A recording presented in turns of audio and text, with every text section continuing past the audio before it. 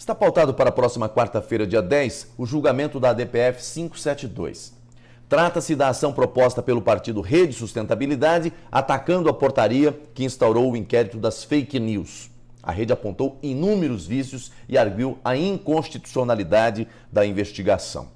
Tenho denunciado a forma como o Supremo vem sendo usado para fazer avançar pautas políticas, num verdadeiro assinte ao processo democrático.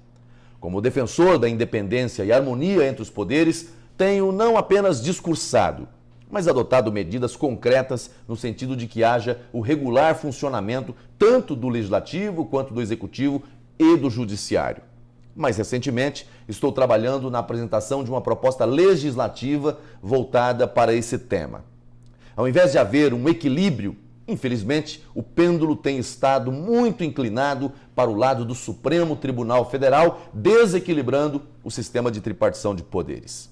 Dois novos movimentos estão confirmando, mais uma vez, a presença dessa distorção institucional, dessa disfunção do regime democrático. O primeiro, o anúncio de que o próprio Supremo está reconhecendo a existência de vícios no inquérito das fake news e agora trabalha para tentar salvar a investigação.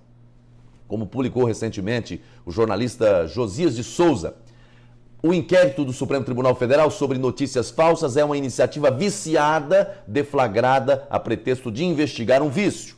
O Supremo passou a acumular indevidamente os papéis de vítima, investigador e julgador. Como diz ainda Josias de Souza, além disso, passou a investigar pessoas que não dispõem de foro especial e não deveriam merecer a atenção do Supremo. Na verdade, um inquérito instaurado sob o pretexto de preservar a honorabilidade do Supremo termina por funcionar em um sentido totalmente contrário, ou seja, manchando sua honorabilidade. Não sou defensor da prática de fake news contra quem quer que seja, mas também não sou a favor de excessos ou arbítrios.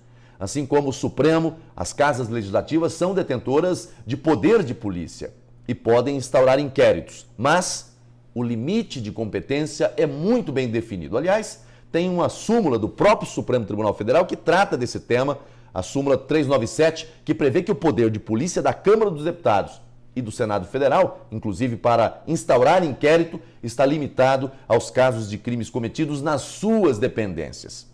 É nesse sentido que a Resolução 59 de 2002 deste Senado prevê em seu artigo 4º a instauração de inquérito, abre aspas, na hipótese de ocorrência de infração penal nas dependências sob responsabilidade do Senado Federal. Fecha aspas. Agora imaginem os senhores senadores se a polícia do Senado tivesse competência para investigar publicações envolvendo os membros desta casa e seus familiares, em toda a sua dimensão, aplicando-se a mesma interpretação usada pelo Supremo Tribunal Federal.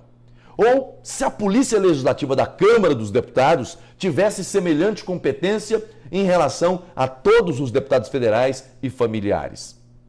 É óbvio que seríamos acusados de privilégios, de estarmos criando um sistema inquisitorial próprio. Aliás, a própria súmula do Supremo, de maneira absolutamente correta, prevê que isso não pode ser feito. Por que então pode funcionar para o Supremo uma regra absolutamente distinta da que vale para a competência investigativa das polícias do Poder Legislativo? Nem aqui, nem lá. Nem lá e nem aqui. Da mesma forma que o Senado e a Câmara dos Deputados ou as Assembleias Legislativas poderiam ser acusadas de uso político de seu sistema de investigação, outra não é a conclusão que se está ocorrendo em relação ao Supremo Tribunal Federal. Isso abre oportunidade para que alguns concluam que o inquérito esteja voltado sistematicamente contra o denominado bolsonarismo. Os senhores ministros do Supremo, assim como o presidente da República, os deputados e senadores, estão sujeitos aos instrumentos comuns a todos, quais sejam o Ministério Público, a Polícia Federal, para a investigação de eventuais crimes que, embora praticados contra eles, não tenham ocorrido nas dependências da Corte.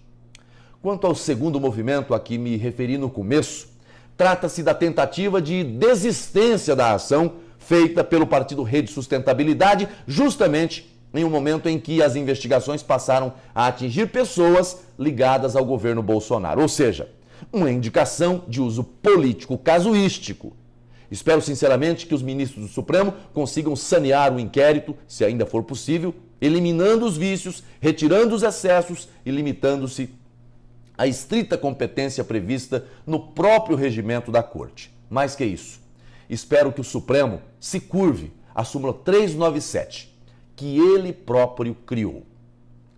Que Deus abençoe você, Deus abençoe o Brasil.